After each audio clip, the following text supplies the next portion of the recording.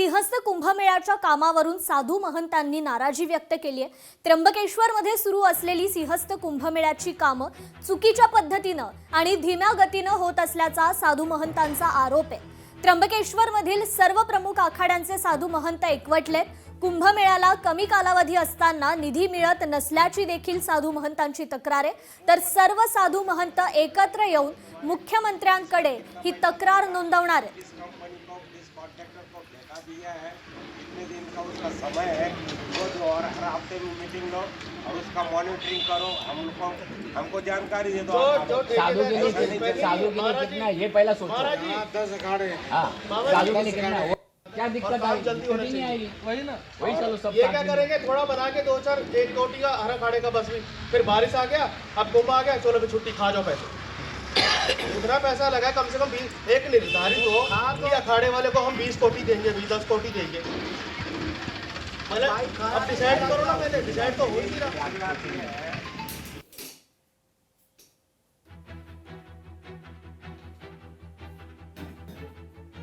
तर साधू महंतांनी मात्र आता नाराजी व्यक्त केलेली आहे। कुंभमेळ्याच्या कामावरून ही नाराजी व्यक्त करण्यात येते।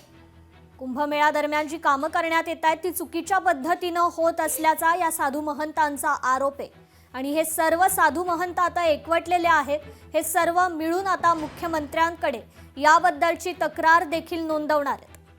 धारी कुटियाधारी संत समस्त त्र्यंबकेश्वरचा संत समाज एकवलेला आहे।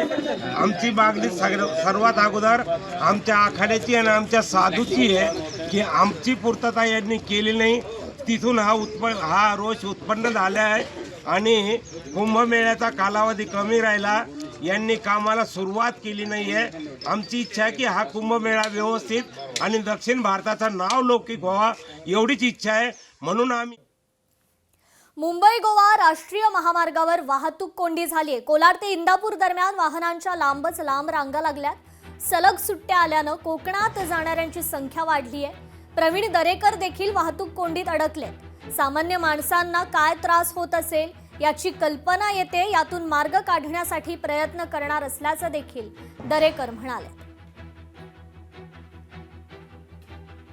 मुख्यमंत्र्यांना याचं गांभीर्य मी लगेच पोहोचवण्याचं काम केलं। गडकरी साहेबांच्या पीएशी बोललो, कारण मी आज 2.5 तास फक्त एका इंदापूरला होतो। तुम्हाला यायला लेट त्याच्या फक्त इंदापूर एवढा मी पॅनिक झालो होतो।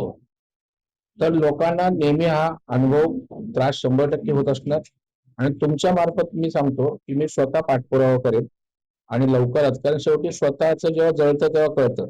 त्याच्यामुळे मी आता डे टू डे याचा फॉलो घेऊ आणि आपण फार लवकरात लवकर हे कसं होईल याचा प्रयत्न करू। लोकशाही मराठी ऐका, पहा, जागरूक रहा।